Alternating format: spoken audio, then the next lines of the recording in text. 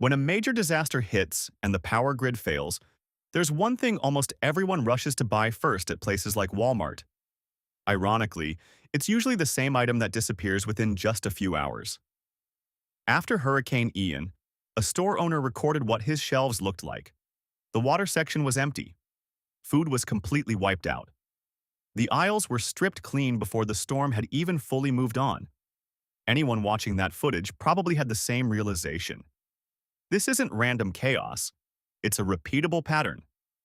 The same thing happened during Hurricane Harvey, Hurricane Sandy, Hurricane Katrina, and the Texas winter crisis in 2021. The exact same products vanished every time, while other sections of the store stayed surprisingly untouched. Even people who tried to prepare ahead of time often ended up grabbing the wrong supplies.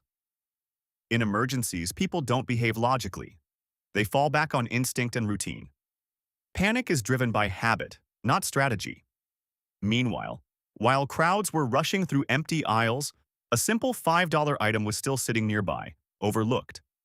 That single product alone could treat enough water to produce roughly 10,000 gallons of safe drinking water. Almost no one stopped to consider it. Across one store, 14 different items disappeared within just 6 hours.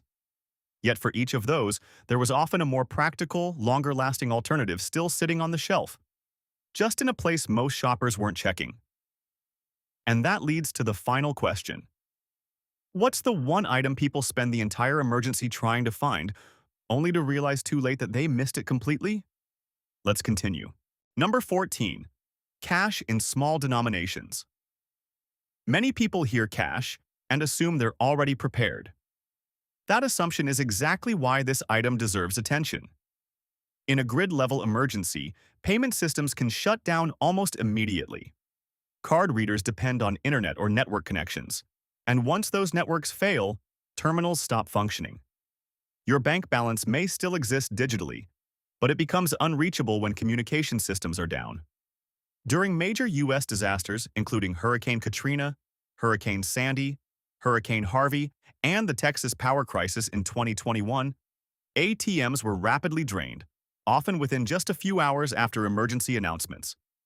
People tend to realize the situation at the same time, which leads to everyone acting at once.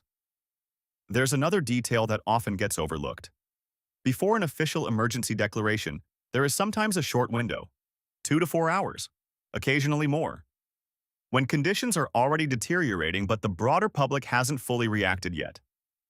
During that period, card systems may still operate, stores are less crowded, and prices haven't adjusted. That early phase is often the most practical time to use cash if you need supplies.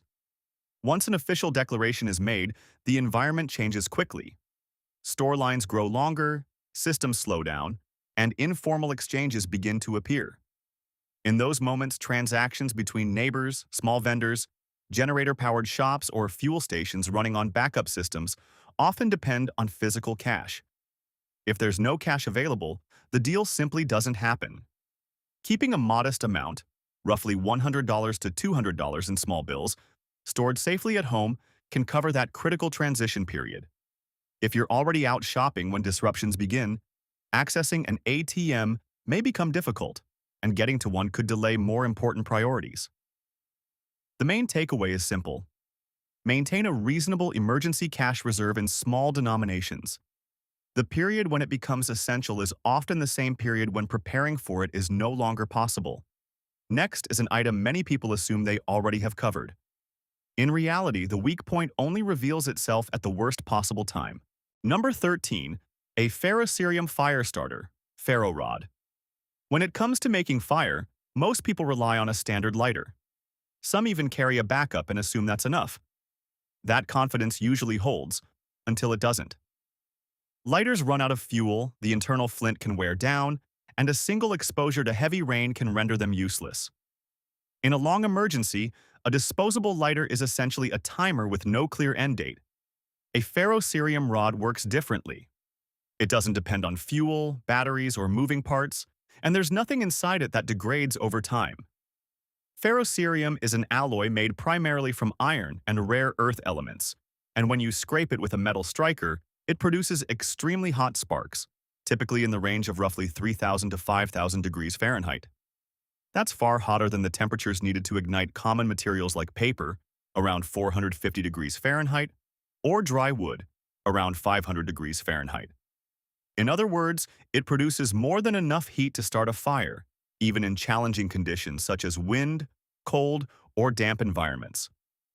High-quality rods are often rated for thousands upon thousands of strikes, sometimes between 12,000 and 20,000 uses, making them suitable for repeated emergency scenarios without wearing out quickly. The practical strategy is layered.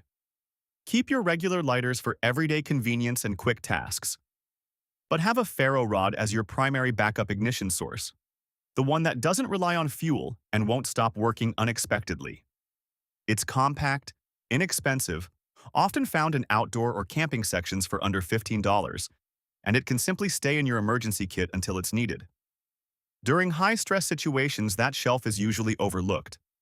The takeaway is straightforward.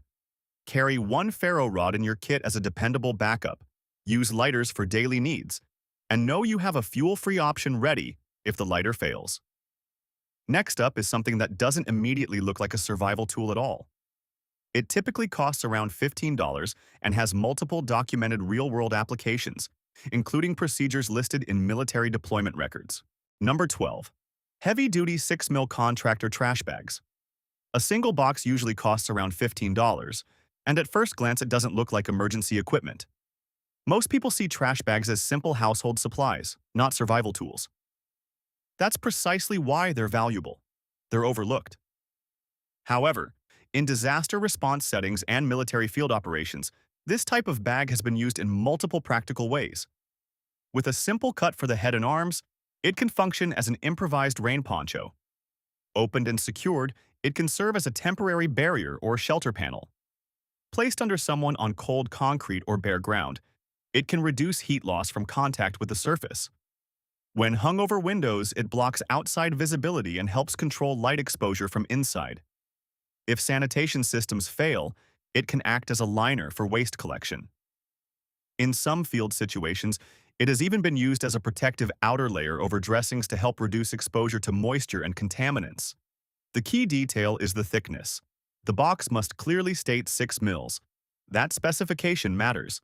Standard kitchen trash bags are much thinner, typically under 1.5 mils, and they tear easily under pressure, sharp edges, or heavy use.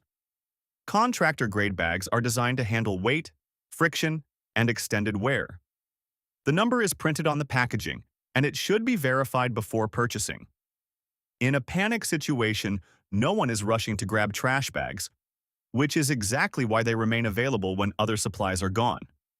Takeaway: keep one box of 6mm contractor-grade bags in your supplies and confirm the thickness on the label. Kitchen bags are not an adequate substitute. Next is something found in the supplement aisle that most people don't associate with emergency preparedness. Yet in one of the most common medical issues during grid-down scenarios, it's often one of the first things healthcare providers use. Number 11. Heavy-duty aluminum foil. For about $4 a roll, this simple kitchen product can serve multiple practical roles in the field, far beyond cooking. Most people think of foil as something used for food preparation. That's one use. But it has several additional applications when conditions are challenging. It can function as a basic signaling tool. A flat or slightly curved sheet, angled toward direct sunlight, can reflect flashes that are visible from a distance under clear skies. Reflective signaling is a recognized emergency communication method, not just a creative workaround. It can also help with heat management. Placed behind a candle or small fire, foil reflects radiant heat forward instead of allowing it to disperse into the surrounding air. In a cold environment with limited fuel, that reflection can make a small heat source more effective inside a shelter. In some situations, foil can act as a protective outer layer over a bandage to help reduce exposure to dirt and moisture. It creates a lightweight barrier when more advanced materials aren't available. When layered tightly around small electronics, such as a backup phone, it can provide a very basic level of shielding from external electromagnetic interference. It's not a specialized solution, but if foil is already part of your supplies, it can serve that function in a simple way. It can also be shaped into a funnel or channel to direct rainwater into a container, adding another method of collecting water if supplies are limited. The important detail is thickness. Look specifically for heavy-duty foil, typically labeled around 18 microns. Standard household foil is often much thinner, usually around 8 to 10 microns, and can tear easily under stress or repeated handling. The heavier version holds up better across these types of uses. One roll, multiple functions, minimal cost. Takeaway: choose the heavy-duty 18-micron version and check the packaging before buying. Thin foil is not equivalent. Next is an item found in the baby aisle. Many people overlook it entirely, yet in extreme heat situations, it outperforms standard sports drinks on the single most important measure during dehydration events. Number 10. Pedialyte Clinical Rehydration Solution. When people head to the sports drink aisle during a crisis, they usually grab the familiar, brightly colored bottles labeled with electrolytes. Those beverages were originally designed for athletes replacing fluids after intense exercise. That situation is different from medical dehydration caused by illness, heat stress, or significant fluid loss. Pedialyte was developed to align with oral rehydration therapy standards recognized in clinical medicine, including guidelines associated with global health authorities. It's formulated specifically for treating dehydration in vulnerable populations, such as those recovering from illness or experiencing heat-related fluid loss. The composition reflects that purpose. Per liter, Pedialyte contains roughly 370 milligrams of sodium, compared to many common sports drinks that contain closer to 160 milligrams. Potassium levels differ as well. Pedialyte typically provides significantly more per liter than most commercial sports beverages. That difference isn't minor. It reflects two separate design goals: one for general hydration during physical activity, and one for clinical rehydration support. In a prolonged power outage without air conditioning, heat stress can become a serious concern within a day in many environments. Children, older adults, and individuals with certain health conditions are especially susceptible to dehydration. In those situations, electrolyte balance matters, and a product formulated for medical rehydration may be more appropriate than a standard sports drink. One reason it often remains available during emergencies is simple visibility. It's commonly stocked in the baby care section, not the sports aisle. So many shoppers overlook it during panic buying. Meanwhile, shelves containing sports drinks are frequently emptied first. Takeaway: consider keeping a few bottles in regular rotation as part of household preparedness. The location in the store is different, and in a heat-related emergency, the formulation difference is meaningful. If any of the items so far have stood out to you, feel free to share which one. It helps identify what most households tend to overlook. Number 9. Tampons as an emergency field resource. At roughly $3 per box, tampons are typically found in the personal care aisle. And interestingly, they're rarely the focus of panic buying during major emergencies. They've also appeared in discussions within military and field medicine contexts, particularly in scenarios where improvised tools are used temporarily before professional care is available. The reasoning behind this use comes down to basic design. A tampon is individually wrapped, compact, and manufactured to be hygienic straight from the package. It's designed to absorb fluid efficiently and expand as it does so. Those physical properties can be relevant in certain emergency medical situations where absorbent material is needed and specialized supplies aren't accessible. In trauma care, a technique known as wound packing involves placing absorbent material into a deep wound to apply pressure and help control bleeding. This method is referenced in both military and wilderness first aid practices. While tampons were not originally designed for this purpose, their absorbent structure has led some field guides to mention them as a temporary substitute when dedicated medical supplies are unavailable. Beyond medical considerations, there's another practical factor. In a prolonged disruption to supply chains, access to feminine hygiene products can become limited. These items don't have easy substitutes, and demand can rise quickly. Because of that, some people view them as having additional practical value in extended emergencies. Takeaway: Keeping several boxes in your household supplies can serve both hygiene needs and potential emergency situations. They are inexpensive, compact, and widely available under normal conditions. Next, we move to a section of the store that is typically emptied first once an emergency is officially declared. However, right beside it is a fully stocked alternative that most shoppers never think to check. Number 8. The pet aisle shadow pharmacy.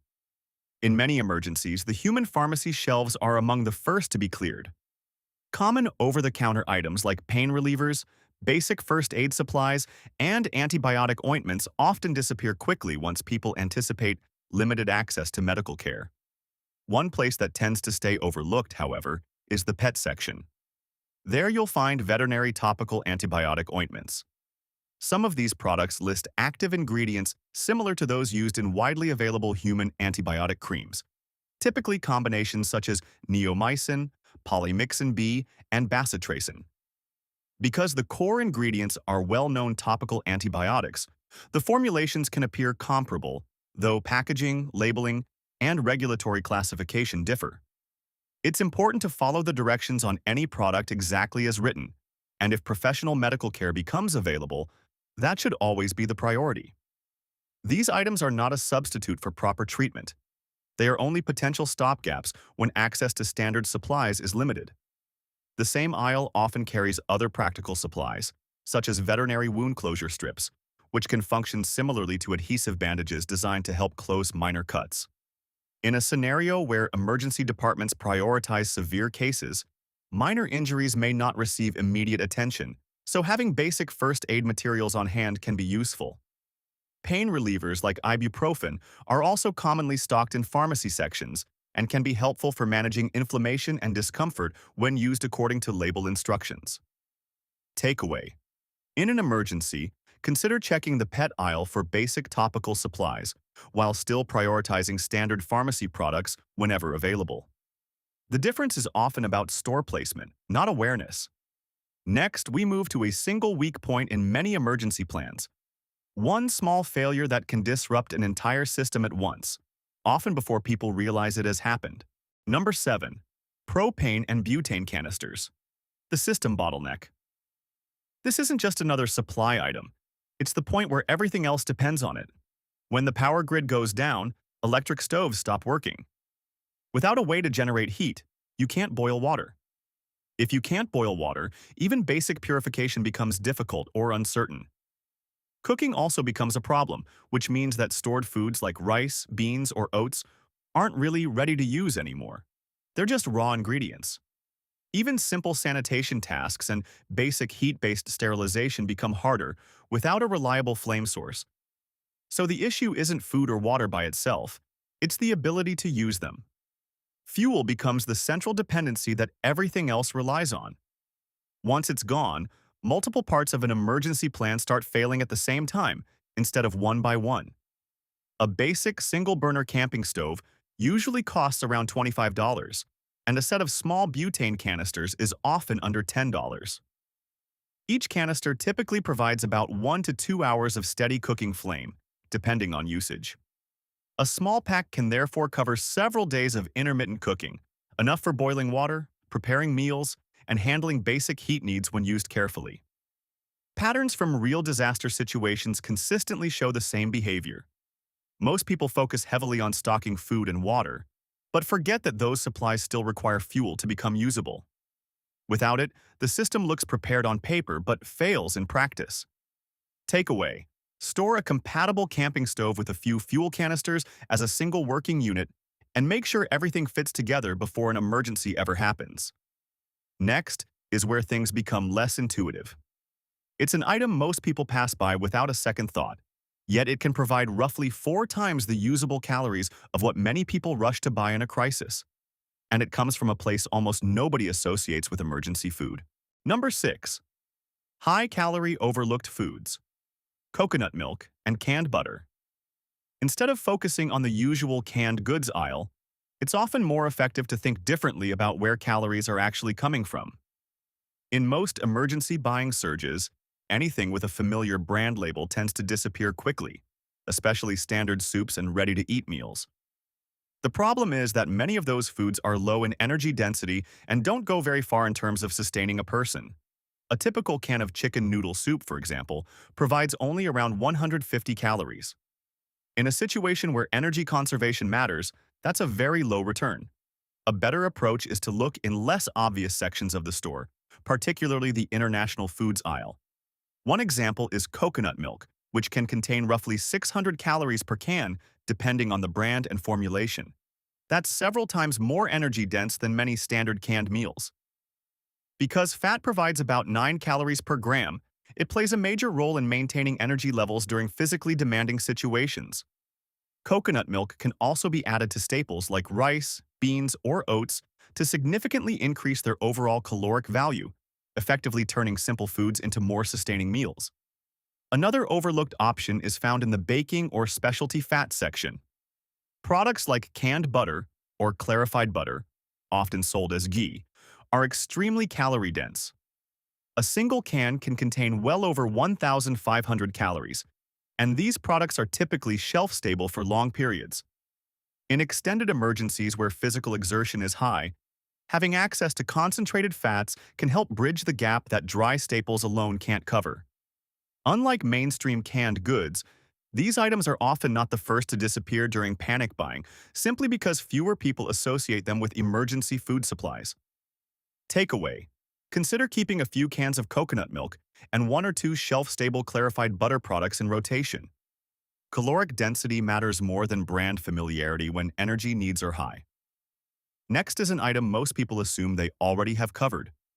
But the real weakness only appears after several days, when every battery-powered device starts failing at once. Number 5. USB rechargeable lithium batteries and a folding solar panel. When an emergency is announced, the standard alkaline battery aisle is usually one of the first places to be completely cleared out. Within a short time, shelves are stripped as people grab what they can.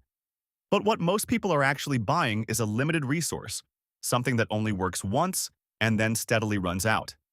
Each alkaline battery is essentially a one-time use power source. Once it's drained, it's discarded, and the overall supply only moves in one direction, towards zero. When the last battery dies, anything dependent on them, flashlights, radios, small medical devices, shuts off at the same time. A different approach is to use rechargeable lithium cells that can be powered repeatedly. USB rechargeable lithium batteries are typically designed for hundreds of charge cycles, often in the range of 500 to 1,000 full recharges depending on the model. They're commonly found in electronic sections or near portable charging accessories, though many people overlook them because they don't resemble traditional disposable batteries. To make that system truly self-sustaining, they can be paired with a compact folding solar charger. Folding solar panel units are often sold in electronics or camping areas and can cost roughly $20 to $35 depending on size and output. The setup creates a simple energy loop. Sunlight powers the panel recharges the batteries, and the batteries run your devices. The process can repeat daily as long as there is daylight. In practice, this shifts the system from finite supply to continuous renewal. While disposable batteries are consumed quickly during shortages, a rechargeable setup can be reused repeatedly without needing constant replacement. Takeaway: keep rechargeable lithium, AA/AAA batteries, and a compatible folding solar panel together as a single system, and make sure the charging output matches your devices before it's needed. Next is something that has been standard military field equipment for decades. It costs very little, yet in a situation where electricity is gone and canned food is all you have, it becomes far more important than most people realize. Number 4. The P38 military can opener. There's a simple failure point that most people only discover when it's already a problem. You've stocked up on canned food, beans, fish, soup, but you don't actually have a reliable way to open it when everything goes offline. In that situation, electric can openers are useless without power. Even manual kitchen can openers often disappear early during emergency buying, since they're obvious and easy to grab. A small but highly effective alternative is the P38 can opener, a compact folding tool that has been included in U.S. military ration kits since the 1940s.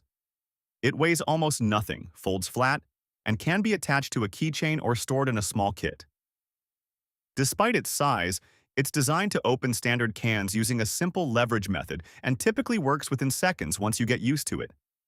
It doesn't rely on electricity, moving parts, or complex mechanics, which is why it has remained in use for decades in field conditions. You can usually find it in camping or outdoor supply sections, but it's often overlooked because it doesn't look like a typical survival tool. Another practical detail is redundancy. In a long emergency where canned food becomes a main calorie source, having multiple openers can be useful not just for backup, but also for sharing or trading. Small tools like this can gain value quickly when they solve an immediate problem for someone else. Takeaway: keep at least one P38 in your kit, and consider having extras in different locations like a bag or vehicle. It's a tiny tool that removes a very real bottleneck when canned food becomes your primary supply. Next is an item that looks almost irrelevant at first glance, but it quietly fills one of the most important gaps when water systems fail completely. Number 3. Hand crank emergency radio.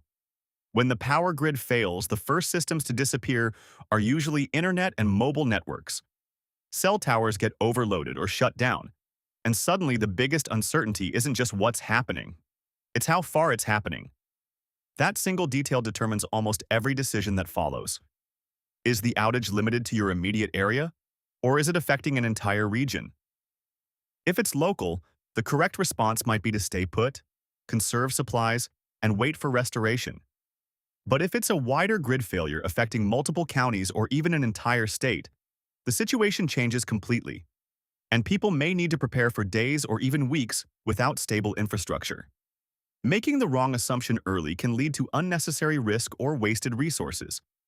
Without reliable information, people are forced to guess, and in prolonged emergencies, guessing becomes a serious liability. This is where emergency broadcasting systems become critical. A device like a hand crank weather and emergency radio provides access to dedicated broadcast frequencies that function independently of internet or cellular networks. In the US, NOAA weather radio is designed specifically for this purpose, delivering continuous updates from official weather and emergency management sources such as local authorities and federal agencies. A device such as a hand crank emergency radio doesn't rely on external power.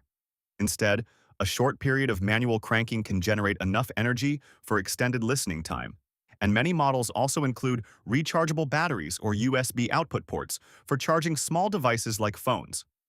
These radios are typically found in camping or electronics sections and usually cost between $25 and $40. Some well-known brands include Midland and similar outdoor-focused manufacturers. Despite their importance, they're often left untouched during panic buying events because they don't look like essential survival gear at first glance. Takeaway: keep one hand crank emergency radio in your supplies and test it in advance. The information it provides, whether the situation is local or regional, directly shapes every decision that follows in a grid-down scenario. Next is a small, inexpensive item that most people completely overlook, yet it becomes one of the most important tools for hygiene and sanitation when water systems are no longer reliable. Number 2. Pool shock, granular calcium hypochlorite. This is one of those items that looks completely unrelated to emergency preparedness, yet it becomes extremely important when water systems fail. In many large retailers, it's found in the pool maintenance section, an aisle most people don't think to visit during emergencies. A small bag, often around $5, can provide a surprisingly high level of water treatment capability when used correctly. Calcium hypochlorite is the active disinfecting agent used in many municipal water treatment processes. In simple terms, it's the same type of chemistry used to disinfect public drinking water on a large scale, just in a concentrated form intended for pools. When properly diluted, a small amount of granular pool shock can be used to create a chlorine stock solution, which can then be further diluted for water disinfection. Under controlled conditions and correct dosing, a single container can treat a very large volume of water over time, far more than typical household purification methods. One of the key advantages is stability. Unlike liquid bleach, which degrades over months, especially in heat, properly stored granular calcium hypochlorite can remain effective for years if kept sealed, cool, and dry. That makes it more reliable for long-term storage compared to many liquid alternatives. It's important to note that concentrations and formulations vary by product, so correct handling and dosing based on the manufacturer's instructions is essential. This is not a ready-to-drink solution on its own. It is a water treatment chemical that requires careful use and proper dilution. Despite its usefulness, it is often completely overlooked during emergencies because it doesn't sit in the obvious survival sections of the store. As a result, it typically remains available when more familiar supplies are already gone. Takeaway: a single sealed container of pool shock stored properly can serve as a long-term water disinfection backup. Always check the label, follow instructions carefully, and store it safely away from heat and moisture. Now we reach the final item, the one that ties the entire system together. It is not something people usually think of as survival gear at all, yet it directly determines whether every other item on this list actually works when it matters most. Number 1. Bottled water, and why it can be misleading.